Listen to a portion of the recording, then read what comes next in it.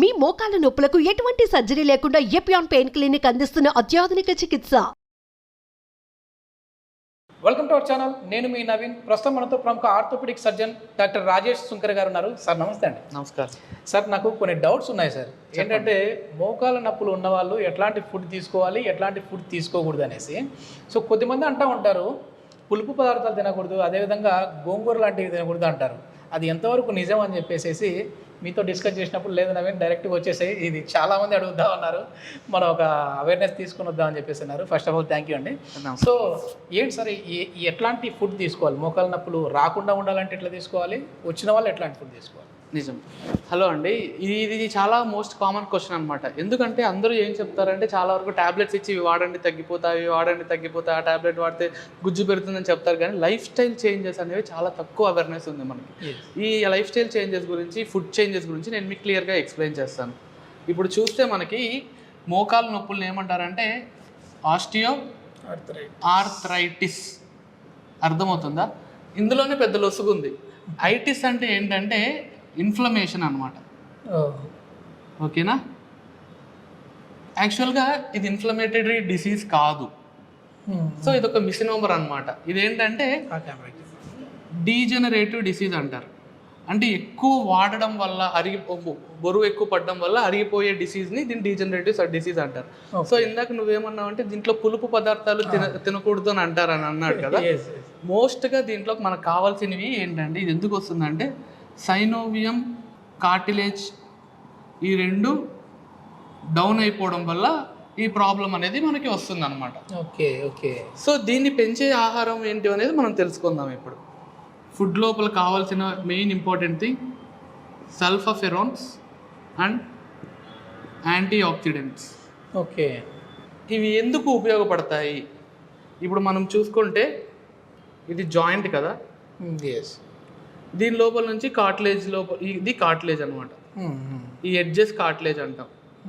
ఓకేనా? సో దీని నుంచి ఇవి బయటకు వస్తాయి అనమాట, ఫ్లూయిడ్స్. ఇది మనకి కావాల్సిన సైనోవియల్ ఫ్లూయిడ్ అనేది బయటకు వస్తుంది.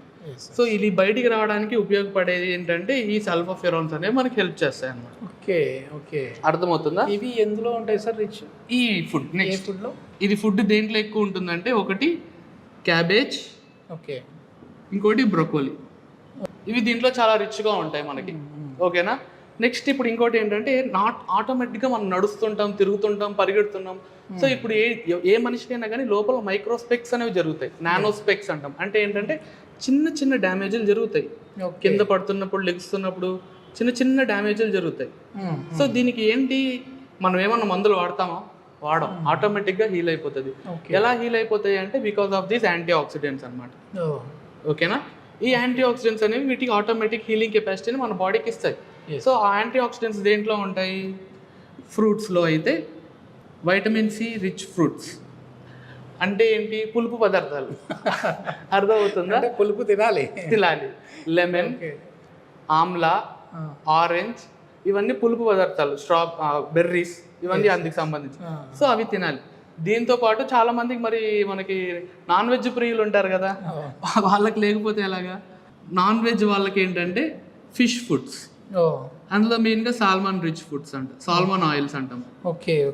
ఓకేనా? ఒమేగా-3 ఫ్యాటీ యాసిడ్స్ ఉంటాయి ఇందులో. ఒమేగా-3 ఫ్యాటీ యాసిడ్స్. ఇంకొకరు చాలా మంది సార్ పాలు తాగొచ్చా, లేకుంటే పాల వల్ల బోన్ స్ట్రెంత్ వస్తుంది అంటారు. కానీ పాలు తాగొచ్చు. ఎప్పుడు అంటే దాని లోపల ఫ్యాట్ ఉండకూడదు, తక్కువ మోతాదులో ఉండాలి. ఇంకోటి చీజ్ అనేది తక్కువ మోతాదులో ఉండాలి. ఇవన్నీ ఎప్పుడైతే తక్కువ మోతాదులో ఉంటాయో ఆటోమేటిక్గా మన బాడీకి, మన జాయింట్స్కి చాలా మంచి గ్రిప్ ఉంటుంది. సో ఇవి ఫుడ్ యాక్టివిటీస్ మనం తీసుకోవాలి. డౌట్ అండి, చెప్పండి. గోంగూర తినొచ్చా తినకూడదా అండి? గోంగూర ఎంత కావాలన్నా తినచ్చు. గోంగూర చికెన్ తినొచ్చు, గోంగూర మటన్ తినొచ్చు, గోంగూర బిర్యానీ తినొచ్చు, అన్ని తినొచ్చు. అట్లా ఇంకోటి ఏంటంటే మనకి బ్రేక్ఫాస్ట్కి అయితే మీరు ఓట్స్ తినొచ్చు, బ్రౌన్ రైస్ తినొచ్చు. మధ్యాహ్నం పూటకైతే సెరల్స్ తినొచ్చు. సో ఆల్ దీస్ ఏం చేస్తాయంటే మన బాడీ లోపల ఈ జాయింట్ని రిపేర్ అండ్ రీజనరేషన్, డ్యామేజ్ జరుగుతుండే దాన్ని రిపేర్ చేస్తాయి. అలాగే ఏదైతే మన ఫ్లూయిడ్ డౌన్ అయిపోతుందో దాన్ని రీజనరేట్ చేస్తాయి. సో ఇదంతా మనకి ఏంటంటే ఆహార అలవాట్లు. మంచి ఆహారం తీసుకోండి. మొత్తం మీద చాలా మందికి ఉన్న డౌట్, నాకున్న డౌట్ మొత్తం అన్ని ఎక్స్ప్రెస్ చేసేసారు, మీరు అయితే చెప్పేశారు. కానీ ఎట్లాంటి ఫుడ్ తీసుకోకూడదండి ఇప్పుడు పెయిన్, ఎట్లాంటి ఫుడ్ తీసుకుంటే మోకాళ్ళ నొప్పులు ఇంకా ఎక్కువ అవుతాయి? ఆశ్చర్యం ఏంటంటే ఇవి లేకుండా మనిషి బతకట్లేదు ఇప్పుడు. ఇవి తీసుకున్నా బతకట్లేదు, ఇవి తీసుకోకుండా బతకలేకపోతున్నాడు. ఇది మొత్తం మీద అయితే తినకూడని పదార్థాలు ఇవి, తినాల్సినవి ఏంటి అనేది అయితే చెప్పేశారు. సో ఎట్లాంటి జాగ్రత్తలు తీసుకోవాలి సార్? అంటే మామూలుగా నీ పెయిన్ ఉన్న వాళ్ళు అసలు కూర్చోకూడదు, నడవకూడదు, ఎక్కువ నడిచినా కూడా ఇబ్బంది అని అంటూ ఉంటారు కదా. ఎక్కువ నడవడం వల్ల మోకాళ్ళ నొప్పులు వస్తూ ఉన్నాయా, అసలు నడవకపోవడం వల్ల వస్తూ ఉన్నాయా? ఎస్ చూడండి, ఆర్థో అంటే ఏంటి? Life is a moment for life. మనం నడిస్తే మనకి జీవితంలో మూమెంట్ అనేది చాలా ఇంపార్టెంట్, ఓకేనా? సో మనం ఖచ్చితంగా ఈ మూమెంట్ ఫంక్షన్ పెంచితే ఆటోమేటిక్గా మన మజిల్స్ కూడా బాగా, బాడీ కూడా ఫంక్షనింగ్ బాగా ఎక్కువ ఉంటుంది అన్నమాట. సో మనిషి అనేవాడు ఖచ్చితంగా నడవాలి. ఇప్పుడు మన జాబ్లు ఉన్నా కానీ ఎవ్రీ హాఫ్ అన్ అవర్కి లేకుంటే ఎవ్రీ 1 అవర్కి లేచి నడవండి. ఎందుకు అంటే ఎంగేజ్ వాళ్ళకి చెప్తున్నాం ఇది. ముసలి వాళ్ళకి ఏంటంటే ప్రాబ్లము, వాళ్ళు నడిస్తే నొప్పులు వస్తాయి. ఎందుకు అంటే వాళ్ళ జాయింట్ ఆల్రెడీ డ్యామేజ్ అయిపోతూ వచ్చి ఉంటుంది. అప్పుడు వాళ్ళు చేయాల్సింది ఏంటంటే కూర్చొని చేసే వ్యాయామాలు చాలా ఉంటాయి, అది వాళ్ళు చేయాలి. వాళ్ళకి అలా చెప్పాం కదా అని మేము కూడా కూర్చొని చేస్తామంటే కూర్చొని చెయ్యొచ్చు, కానీ అలాగే కూర్చొని ఉండకూడదు. అర్థమవుతుందా? మూమెంట్ అయితే ఇవ్వాలి, మూమెంట్ అనేది ఇవ్వాలి ఖచ్చితంగా. ఎంత మూమెంట్ చేస్తే ఆటోమేటిక్గా, ఇప్పుడు ఇలా అంటున్నానంటే అర్థం ఏంటంటే ఈ కండ కాంట్రాక్ట్ అవుతుంది, ఈ కండ కూడా కాంట్రాక్టే అవుతుంది. సో దీని మళ్ళీ ఈ రెండింటి వల్ల ఏమవుతుందంటే ఒక ఎలక్ట్రిక్ సర్క్యూట్ అనేది బోన్కి పాస్ అవుతుంది. ఈ ఎలక్ట్రిక్ సర్క్యూట్ అనేది బోన్కి పాస్ అవడం వల్ల ఏమవుతుందంటే లోపల మనకి ఆటోమేటిక్గా బ్రెయిన్కి స్టిమ్యులస్ వెళ్తుంది.